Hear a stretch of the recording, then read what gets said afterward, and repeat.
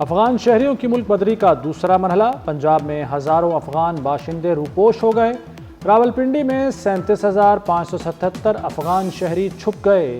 لاہور میں 7,341 افغان شہری safe zone میں چلے گئے۔ گجرانوالہ میں 11,500، سرگودا میں 8,000 افغانی انڈر گراؤنڈ ہو گئے۔ صوبے میں 68,000 افغانوں کا پتہ لگانے کے لیے حکومتی مشینری متحرک۔ 2 روز میں پنجاب سے 1,085 افراد کو واپس بھجوایا گیا۔ پشاور میں افغان باشندوں کی میپنگ شروع، 90 ٹیمیں فعال کر دی گئیں۔ Gandapur in trouble, P T I Khyber Pakhtunkhwa نے اپنے ہی وزیر اعلیٰ کو نشانے پر رکھ لیا۔ عاطف خان کا علی امین گنڈاپور کے بیانات کی تحقیقات کا مطالبہ، کہتے ہیں وزیر اعلیٰ کے بیانات سے بانی کی تحریک کو نقصان پہنچے گا۔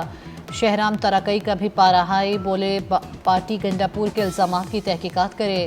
علی امین کے بیانات سے پی ٹی آئی کے ساکھ کو نقصان ہوگا۔ علی امین گنڈاپور نے رہنماؤں پر سازشوں کا الزام لگایا تھا۔ ٹیرف مذاکرات کے لیے پاکستان کا اعلیٰ سطح کا وفد امریکہ جائے گا، وزیر خزانہ محمد اورنگزیب کا اعلان۔ کہتے ہیں وزیر اعظم نے 2 کمیٹیاں بنائی ہیں، سیکرٹری تجارت کی زیر قیادت ورکنگ گروپ بنا دیا۔ ٹیرف معاملے پر مذاکرات پر غور کیا جا رہا ہے، ٹیرف اثرات سے نمٹنے پر کام ہو رہا ہے۔ امریکہ پاکستان کا بہترین پارٹنر ہے، وزیر خزانہ کا ترسیلات زر کو $36 ارب تک لے جانے کا عزم۔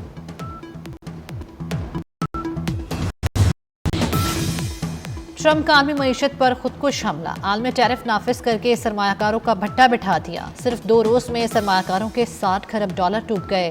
امریکی صدر کے اعلان کردہ 10% عالمی ٹیرف کا نفاذ ہو گیا۔ امریکی منڈیوں میں 5 سال کی بدترین مندی دیکھی گئی۔ ڈاؤ جونز 5%، S&P 4.6، نیکسٹک 4.7% گر گئیں۔ لندن ایکسچینج میں 5% کمی، جرمنی کی انڈیکس 4% گر گئی۔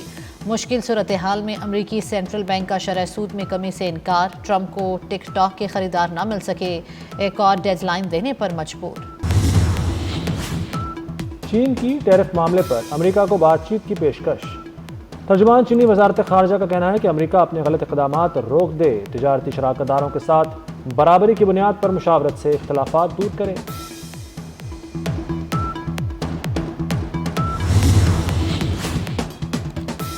وزیر اعظم شہباز شریف سے امیر جماعت اسلامی حافظ نعیم الرحمان کا فون پر رابطہ، بجلی کی قیمتوں میں کمی پر وزیر اعظم کا شکریہ ادا کیا۔ شہباز شریف نے کہا مشکلات کے باوجود عوامی رائے کو ترجیح دی، ترقی کا سفر جاری رکھیں گے۔ دونوں رہنماؤں کا غزہ کی صورتحال پر اظہار تشویش، عالمی فورمز پر آوازوں کے عزم کا اعادہ کیا۔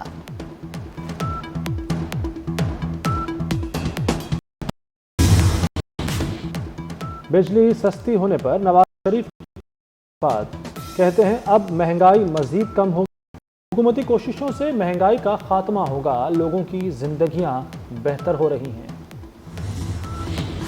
گورنر سندھ کا ٹریفک حادثے میں جاں بحق شخص کی بیٹیوں کے تعلیمی اخراجات اٹھانے کا اعلان، متاثرہ خاندان کو 80 گز کا پلاٹ دے دیا، ماہانہ اخراجات کے لیے بھی رقم پابندی دی۔ کامران ٹیسوری نے کہا کہ وہ شہر میں نفرت کی سیاست نہیں کریں گے، کلیشنکوف کے بجائے قلم دینے کے لیے آئے ہیں، لوگوں کو ٹرک کی بتی کے پیچھے نہیں لگائیں گے۔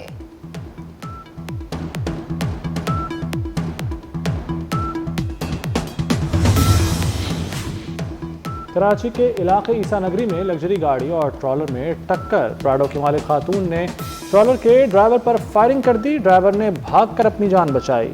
پولیس نے ٹرالر ڈرائیور اور خاتون کو گرفتار کر لیا، دونوں کے خلاف مقدمہ درج۔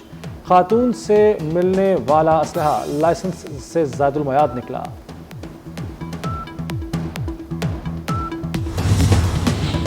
پنجاب میں نئے کار واش اسٹیشن بنانے پر پابندی عائد، خلاف ورزی پر فوجداری مقدمات بنیں گے، پانی کی قلت ممکنہ خشک سالی کے باعث فیصلہ کیا گیا، محکمہ ماحولیات نے نوٹیفیکیشن جاری کر دیا۔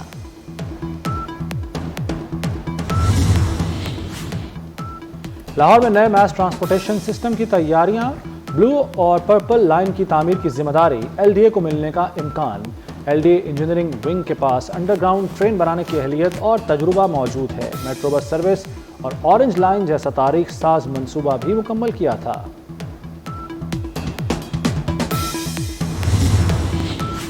پنجاب یونیورسٹی ہاسٹلز میں کلین اپ آپریشن، طلبہ تنظیموں سے کمرے خالی کرانے کے لیے کارروائی، 28 ہاسٹلز 8 اپریل تک بند رہیں گے، ہاسٹلز 9 اپریل کو کلاسز اور امتحانات کے ساتھ طلبہ کے لیے کھلیں گے۔ یونیورسٹی انتظامیہ نے تمام طلبہ کے لیے انتباہ جاری کر دیا۔ بلوچستان حکومت کا کہنا ہے کہ بعض عناصر ریڈ زون کو یرغمال بنانے پر بضد ہیں۔ پرامن احتجاج سب کا حق ہے، مگر کسی نے قانون توڑا تو کارروائی ہوگی۔ ترجمان بلوچستان حکومت شاہد رند نے کہا ہے کہ بی این پی مینگل کو ریڈ زون میں احتجاج کی اجازت نہیں دی جا سکتی۔ بی این پی بضد ہے تو حکومت کے پاس دیگر آپشن بھی موجود ہیں۔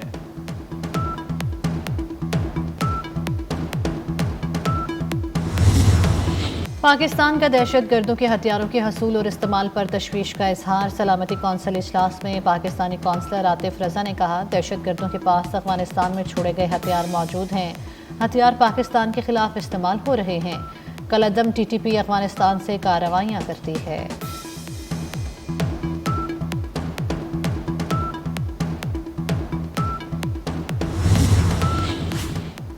امریکی صدر نے ایران کو براہ راست مذاکرات کی پیشکش کر دی۔ صحافیوں سے گفتگو میں ٹرمپ نے کہا کہ ایران مصالحت کاروں کو استعمال کرنا چاہتا تھا، مگر شاید اب ایسا نہیں۔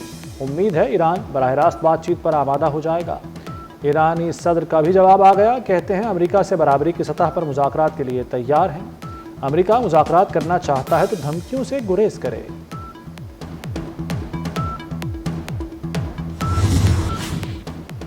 ڈونلڈ ٹرمپ کی تجارتی جنگ، دیگر مصنوعات کے ساتھ آئی فونز بھی نہیں بچ پائیں گے۔ کمپنی ٹیرف کا بوجھ صارفین پر ڈالتی ہے تو 30 سے 40% تک قیمتوں میں اضافہ ہوگا۔ زیادہ تر آئی فون اب بھی چین میں بنائے جاتے ہیں، جن پر 54% ٹیرف لگا تھا۔ پی آئی اے کا حج آپریشن 29 اپریل سے شروع ہوگا، 1 جون تک جاری رہے گا۔ قومی ایئر لائنز 56,000 عازمین کو حجاز مقدس پہنچائے گی۔ عازمین حج کو 280 پروازوں کے ذریعے پہنچایا جائے گا۔ 20,000 سرکاری اور 36,000 پرائیویٹ حج اسکیم کے ذریعے سفر کریں گے۔ سخی سرور میں قدیمی میلہ جاری، ملک بھر سے اعلیٰ نسل کے ہزاروں خوبصورت اونٹ میلے میں پہنچ گئے۔ ویپاریوں کا بھی رش، خوبصورت اونٹوں کو دیکھنے کے لیے شہریوں کی بڑی تعداد امڑ آئی۔ رونالڈو کے 2 شاندار گول، سعودی کلب النصر نے الہلال کو 3 گول سے شکست دے دی۔ رونالڈو نے انٹرنیشنل کیریئر میں 931 گولز کا سنگ میل عبور کر لیا۔ پاکستان سپر لیگ 10 کا ترانہ جاری کر دیا گیا۔ ترانہ گلوکار ابرار الحق، علی ظفر، نتاشا بیگ نے گایا۔ ریپر طلحہ انجم نے بھی اپنی آواز کا جادو جگایا۔ سپر لیگ کا 10واں ایڈیشن 11 اپریل سے شروع ہوگا۔